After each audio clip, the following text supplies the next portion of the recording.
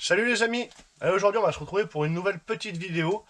On va donc monter la ligne et le silencieux à Krapovic, hein, donc vous voyez juste derrière moi.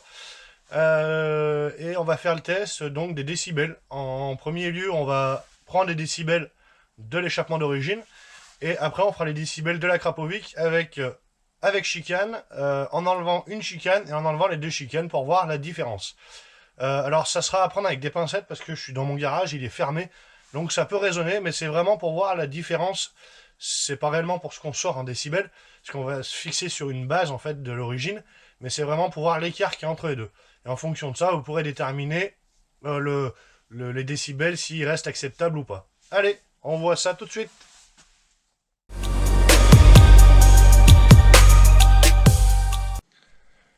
Voilà, donc j'ai placé la caméra, donc j'ai mon détecteur sonore, bien évidemment. J'avais fait une vidéo, je crois, sur le Dominator avec différentes chicanes pour vous expliquer un petit peu quels étaient les produits que j'avais. Donc on essaye de se placer, bien évidemment, à peu près à 50 cm à 45 degrés. Alors je dis bien, c'est approximatif, hein. Je vais vous baisser la caméra sur le détecteur sonore, je mets le scout en route et on allume ça et on voit ce que ça donne.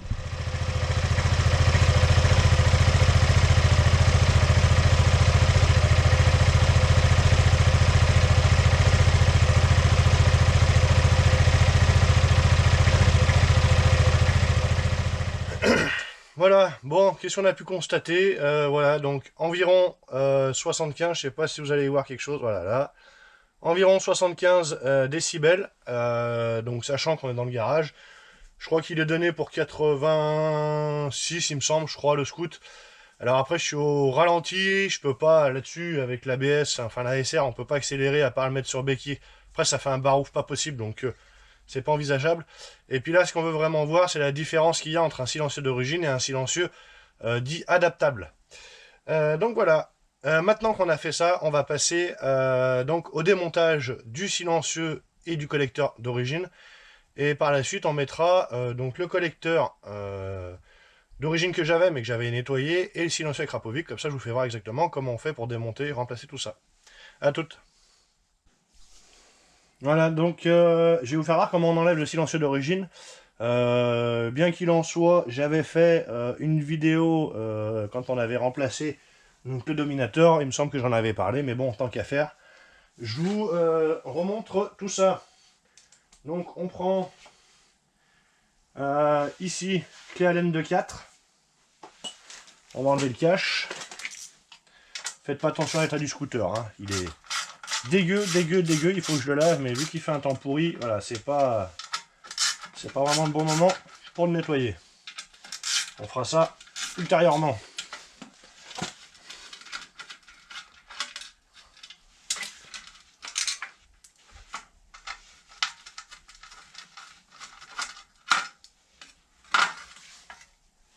Voilà, ça, on y met de côté.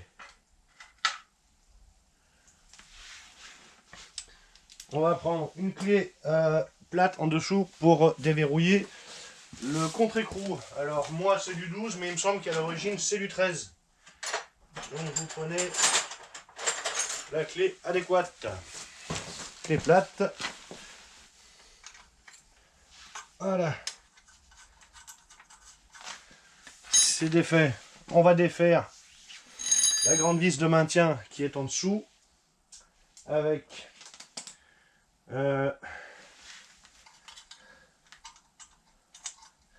une clé Allen de 6. On va rallonger là.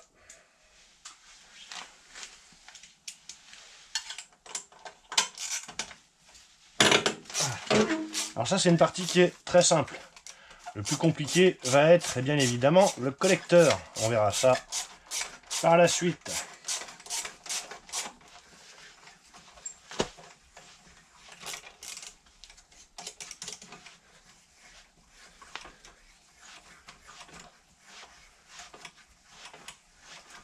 Voilà, là il est défait.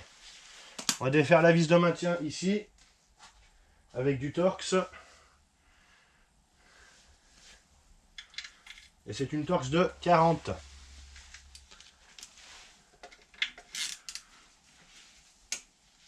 Voilà.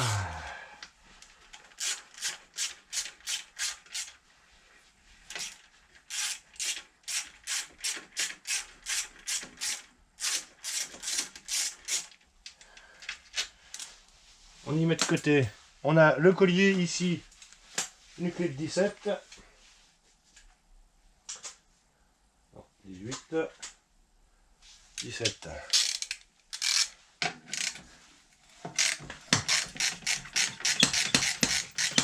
On le défaire. Voilà. Oh, c'est vrai qu'il est un peu chaud. Hein. Ah, la vis de derrière du dessous n'a pas fini de dévisser.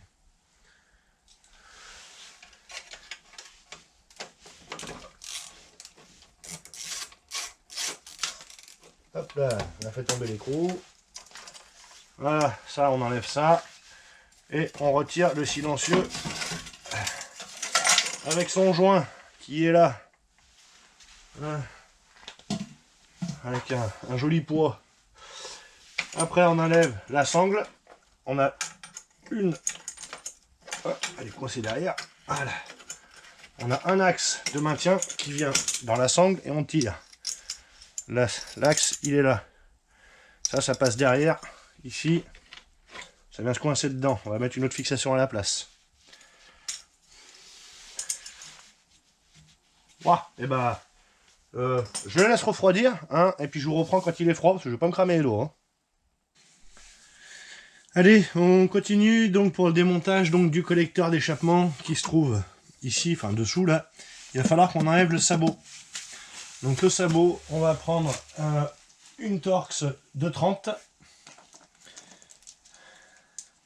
Et on va démonter donc le sabot qui est dessous, qu'on retrouve avec deux vis. On en a une là, on voit pas grand chose.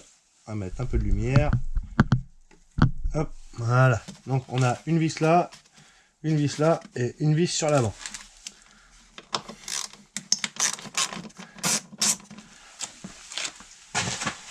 Allez.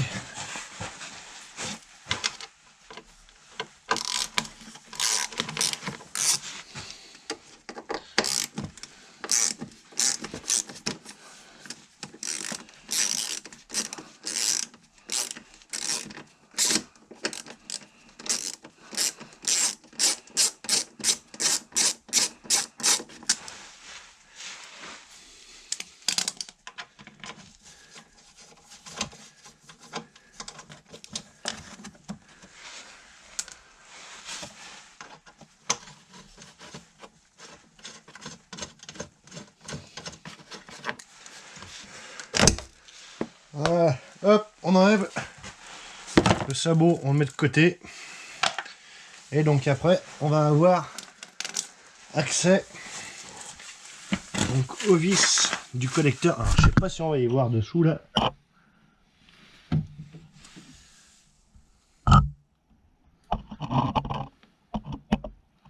Voilà, on a une vis là et on a une vis qui est un peu cachée qui est de l'autre côté. Je vais essayer de vous faire voir ça, mais c'est pas évident. Donc on a une vis qui est, je sais pas si on la voit, c'est pas par contre, alors c'est pas pratique pour vous faire voir quelque chose là. On va essayer, je vais essayer de, pour y éclairer c'est pas terrible. On a une vis là, je sais pas si on voit la rallonge là bouger, voilà, et une vis juste là. Alors pour y éclairer, je vous garantis que c'est pas évident. J'espère que vous allez y voir. Il vous faudra donc un petit cliquet, je vais vous faire voir ça. Donc il vous faudra une douille de 10 avec donc ce qu'on appelle un cardan. Et moi je prends une grande rallonge comme ça avec le petit cliquet. Voilà, ça va très très bien pour y passer. Je vais essayer de trouver une meilleure vue, mais je vous promets rien. Hein. Voilà, alors c'est la meilleure vue que j'ai pu mettre. J'ai intégré la caméra carrément dans le scout. Maintenant, il faut arriver à passer pour pouvoir avoir accès.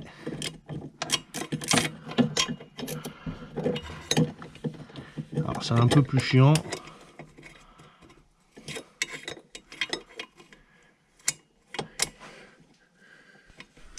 Voilà, bon bah avec la bonne douille en fait c'est mieux. Hein. C'est pas du 10, c'est du 13, les écrous. Et une fois qu'on a passé la douille, on peut le desserrer. Alors, c'est pas évident.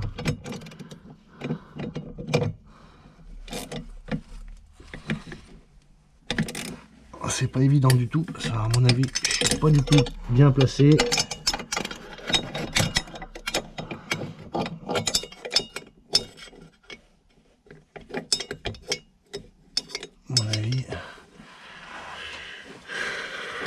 Bon, je l'enlève et je vous fais voir par où je suis passé. Bon, j'y suis arrivé. Et voilà, il faut passer en fait. Il faut passer entre. Donc automatiquement, il faut quelque chose de petit. Donc j'y suis bien arrivé. C'est un peu la merde, hein. Par contre, j'espère que... Alors ceux qui veulent s'y lancer, il faut vraiment qu'ils aient de la patience. Mais pour avoir les deux petits écrous qui sont... Alors, qui sont là-bas en haut. Je sais pas si on va y voir là. Voilà, vous voyez, là on en a un de moins. Et là c'est pareil, on l'a plus. On va pas le voir là. On va peut-être le voir ailleurs.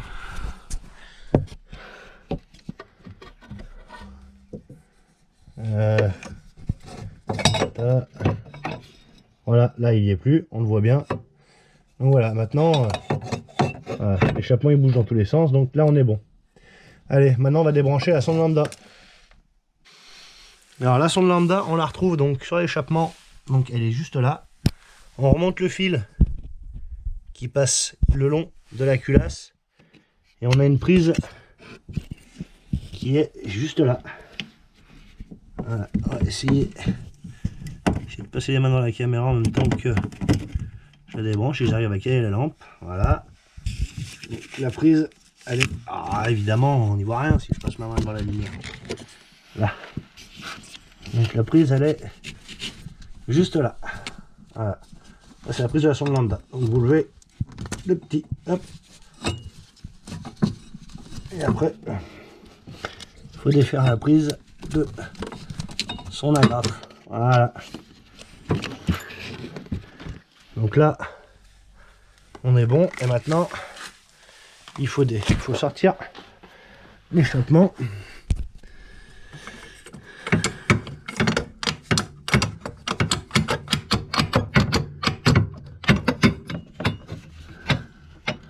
Donc faut arriver à y passer les mains. Alors c'est pas évident. On va y arriver, hein. Et puis alors, tenir la caméra et en même temps faire, c'est pas évident.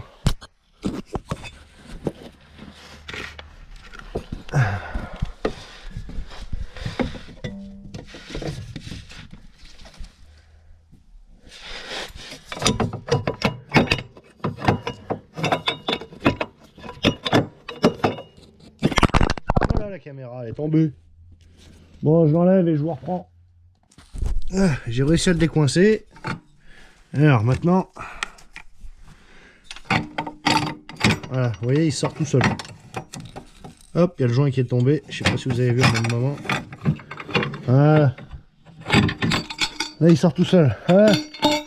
On l'a. Voilà, échappement. Voilà. C'est du sport, hein, quand même. Hein, voilà. On a l'échappement. Maintenant, il va falloir qu'on récupère la sonde lambda. On le remet sur le nouveau et on remonte ça. Donc, une fois établi, la sonde lambda, c'est du 22. Voilà, du 22. On passe là-dedans. Et on vient la défaire. Normalement, ça vient assez bien. Voilà. Et on va le remettre, hop, dans le nouveau. Tout beau, tout neuf. Enfin, tout beau, tout neuf. Tout vieux mais restauré.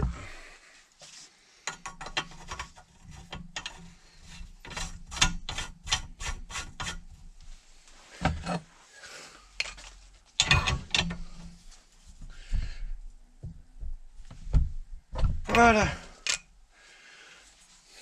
Ça, il nous reste bien évidemment le joint neuf à mettre en place, qui est ici. Ah, j'avais foutu un truc avant, mais on va le renlever. Hop. Donc pour le mettre en place,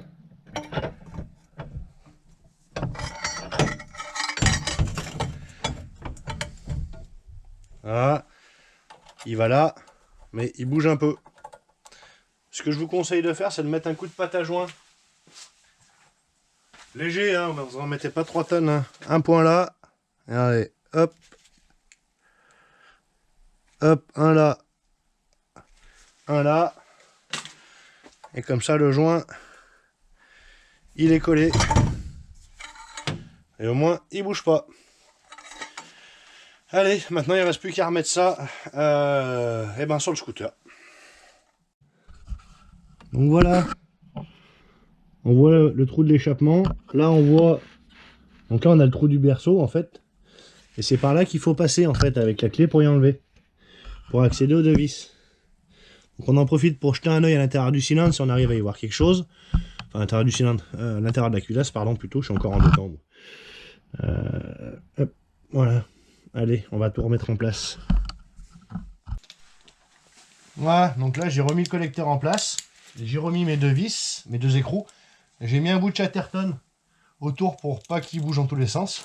C'est beaucoup plus pratique. Et après, donc, ce qu'il faut faire, c'est les approcher au maximum. Hop.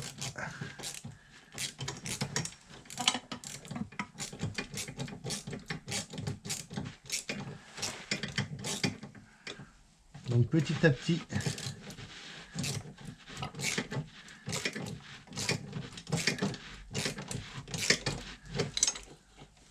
c'est les approcher au maximum pour pouvoir avoir un peu de liberté dans le collecteur quand on va monter le silencieux.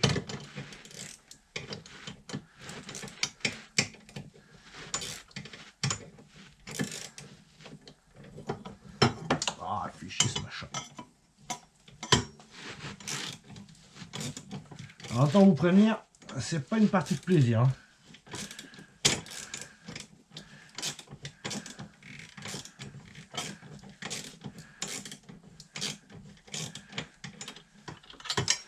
Là, on va resserrer un peu celui qui est là-haut.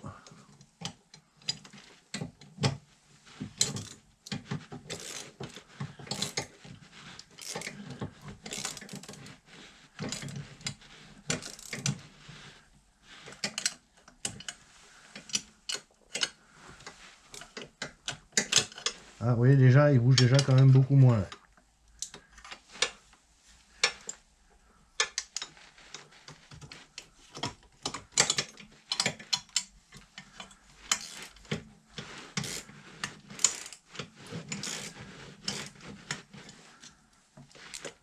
Voilà.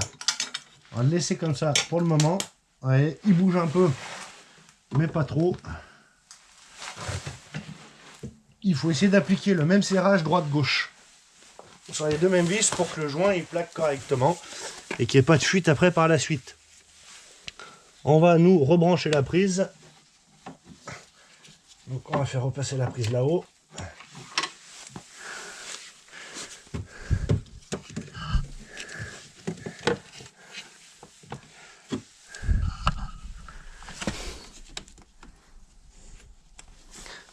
Alors, je suis pas sûr qu'on y voit quelque chose, mais...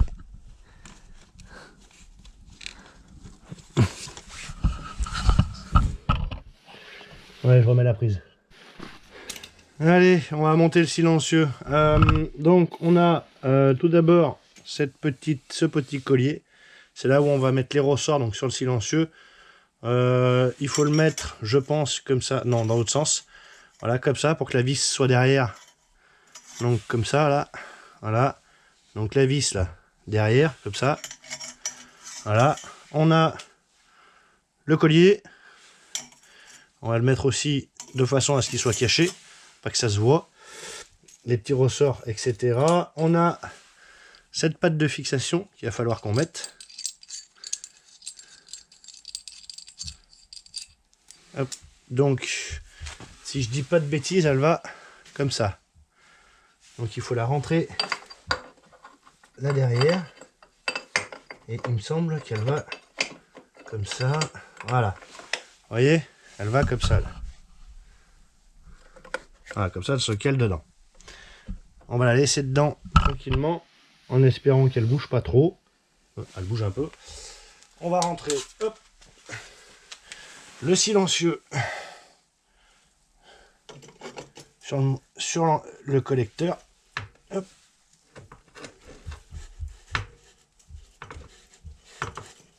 Voilà. On va déjà mettre la vis du haut pour le maintenir en place. Il est trop tourné. Voilà. Hop.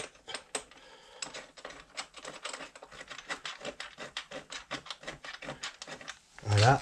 En bas, on a une grande vis avec une cale qui va dessous. Et où ma lampe? Elle est là. C'est de la faire tenir. Ça peut être évident. Hop. Allez, putain, mais c'est pas vrai.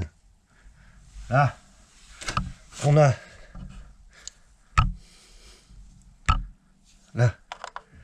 Elle va ici. Voilà. Et on met la vis dedans. C'est à la place de l'ancienne fixation. Donc avec l'écrou qui est derrière. Alors on a la rondelle là. Évidemment. Qui filme. Alors.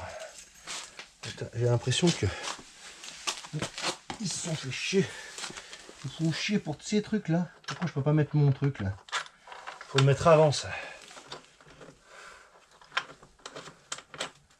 Ça c'est pas vrai. Franchement, ils ont fait ces trucs, c'est pas très intelligent. Voilà. Alors, on place la vis. Voilà. On place la cale et après on peut le mettre en place. Bon, maintenant on peut mettre en haut.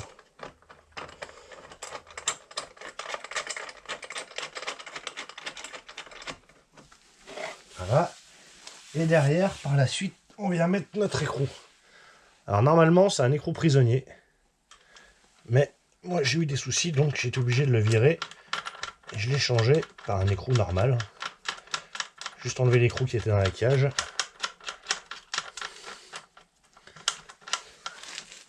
Voilà, on va bien le mettre à fond dans le... Je sais pas si...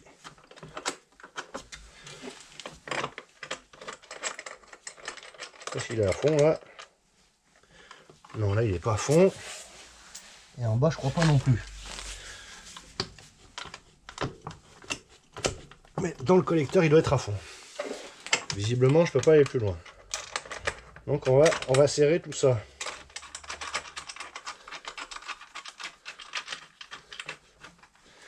Voilà, en haut. On va prendre du Torx. Il est là. C'est donc le Torx 240.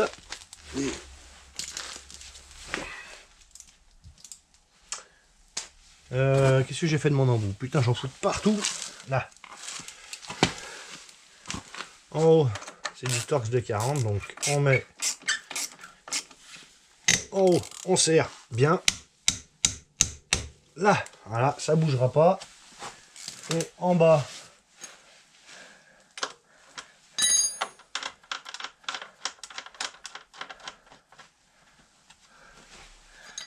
c'est quoi? Donc, du 14, je pense.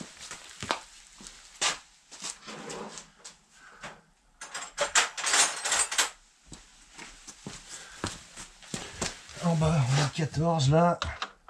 Eh ben non, c'est du 13.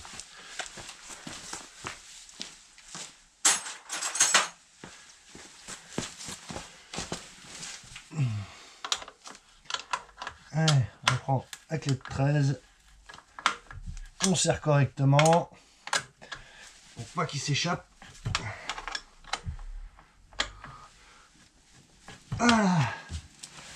Là, on est bon. Après, par la suite, on va venir mettre notre collier ici.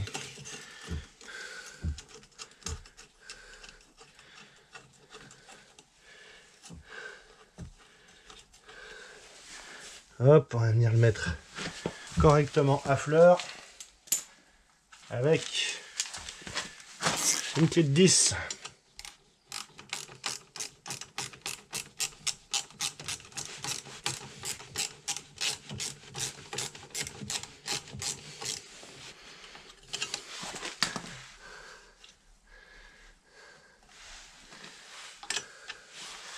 Ah, j'aurais peut-être dû le mettre dans l'autre sens. Oh, il est bien comme ça. Par contre, le bouchon, il m'emmerde. Enlever ça, là. Hop, à le poser sur mon petit chiffon. Voilà.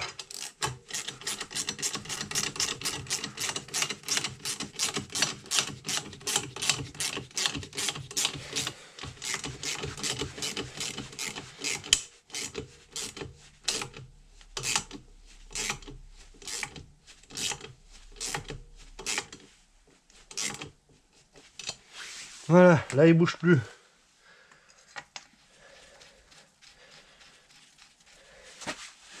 Maintenant, on vient mettre ce fameux collier.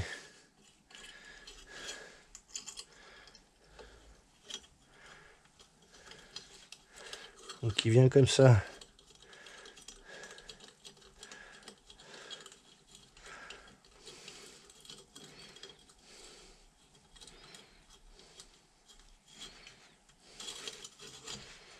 Voilà. Hop là, comme ça. Avec les fameux ressorts. Chercher. On va prendre 2 tirs ressorts. Qu'est-ce que j'en ai fait?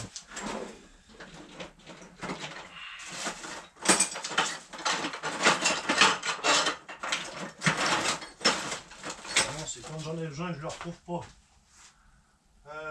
Qu'est-ce que j'en ai foutu? Bon bah tant pis.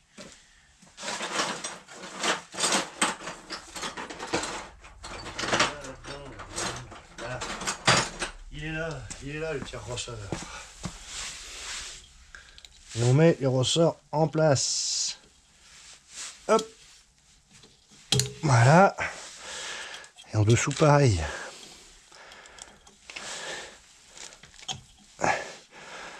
Et on pense bien à serrer le collier.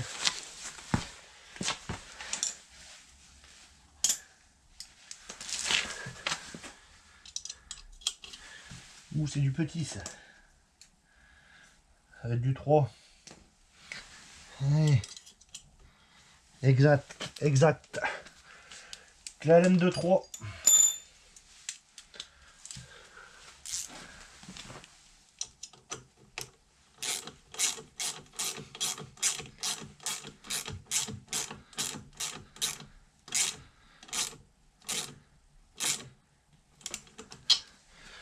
Voilà. Là, il est en place. Maintenant, il ne reste plus qu'à serrer au niveau des vis, au niveau de la culasse. Et on remet le sabot. Alors, bon, voilà, ça y est, c'est remonté. Bon, ça rend quand même bien, hein. Ça fait joli. Hein.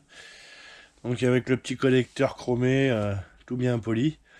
Donc, je vous ai passé le détail. Hein. J'ai remis le sabot en dessous, hein. Après ça c'est fait. Avant de remettre le sabot, je vous conseille quand même de le faire chauffer le scooter. Une fois que vous avez bien tout serré, vous le laissez chauffer un moment, quitte à aller faire un tour avec, vous le laissez bien refroidir et après vous remettez un coup de serrage au collecteur, que le joint prenne bien sa place. Allez, je le mets en route, comme ça je vous fais écouter ça.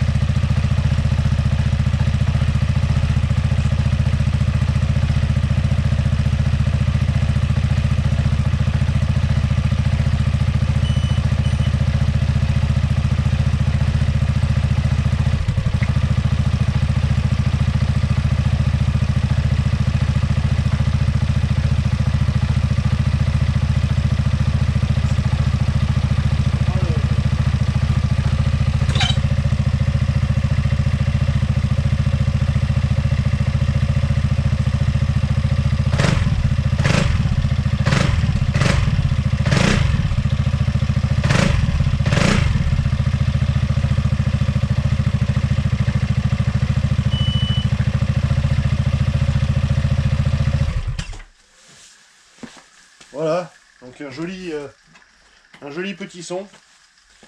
Un joli petit son bien rock. Bon alors il fume un peu parce que j'avais tout nettoyé, tout ça. Il y a un peu de dégrippant à l'intérieur. Un peu de produit, bref. Ah, ça sort un peu à l'échappement. On va ouvrir et puis on va laisser aérer 5 minutes et après on fera les tests. Donc 2 décibels. Donc avec la chicane comme c'est là et sans les chicanes, une par une.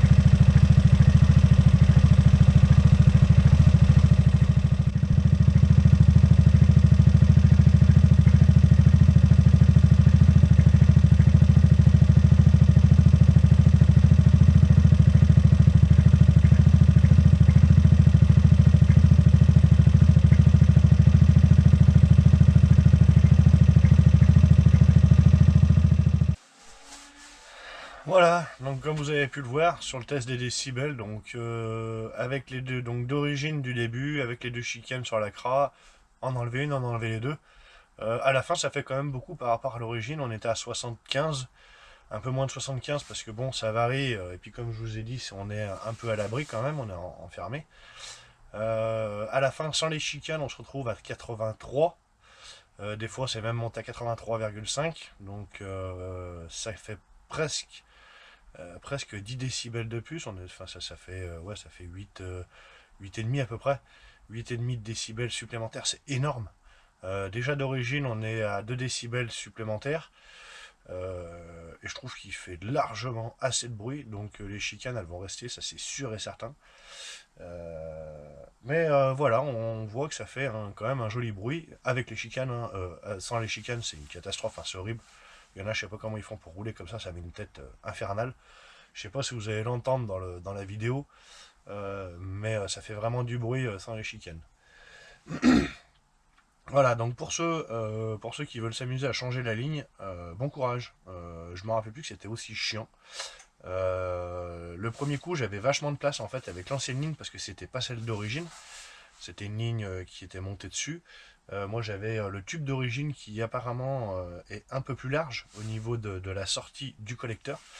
Donc j'ai eu un peu plus de mal en fait pour remonter.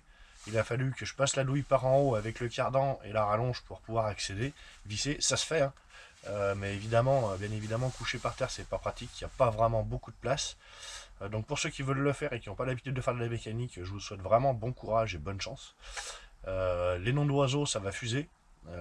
Bon, il n'y en a pas eu à la caméra, s'il y a des moments j'avais coupé. Voilà, mais ouais, ça volait bien aussi. Sinon, quoi dire, bien penser, ouais, comme je vous ai dit tout à l'heure, bien penser à le faire chauffer, bien le laisser refroidir et remettre un coup de serrage au niveau du collecteur, enfin toutes les vis de l'échappement. Ça travaille les vibrations, le chaud-froid, ça fait travailler un peu les matières. Bien penser à resserrer. Si vous le faites aussi, mettez bien un joint d'échappement neuf, ça évitera toute fuite. Donc tout redémontage par la suite, vu que c'est un peu la catastrophe. Sinon voilà, hein, pour ceux qui cherchent des petits échappements comme ça, bah, bien évidemment, le Bon Coin. Hein, n'hésitez pas à fouiner, on en trouve. Vous voyez, celui-là, il est en parfait état. Attention aussi, ceux qui en vendent. Ceux qui vous disent je n'ai que le silencieux, pas les fixations, pas l'adaptateur, généralement, c'est un silencieux qui est volé, 90% du temps. Ceux qui vous disent oui, oui, je l'ai, il était monté sur MP3, méfiez-vous aussi. Demandez bien la photo de toutes les fixations que le silencieux, enfin, dont je vais y arriver. Demandez bien une photo de toutes les fixations fournies avec le silencieux, parce que les fixations sont bien particulières sur le MP3. J'ai un collègue qui s'est fait avoir, il l'a acheté pour un Beverly. Enfin, il l'avait acheté pour son MP3 et en fait il était monté sur un Beverly alors que le mec lui avait dit que c'était pour un MP3. Donc il s'est retrouvé avec un adaptateur qui était pas bon, des pattes de fixation manquantes, donc il a fallu qu'il recommande sur un site. Il l'avait payé 350 € et au final il a rajouté 150 € de pièces en plus pour pouvoir le monter. Donc voilà, ça lui revient à un truc à 500 balles. Donc Voilà, il faut quand même faire attention. Bien faire attention, qui vous donne toutes les photos, les descriptions, etc. Voilà, bah écoutez, sur ce, je vous souhaite de passer un bon week-end, et puis bah, comme d'habitude, hein, s'il y a des questions, n'hésitez pas. Allez, bon week-end à tous, ciao.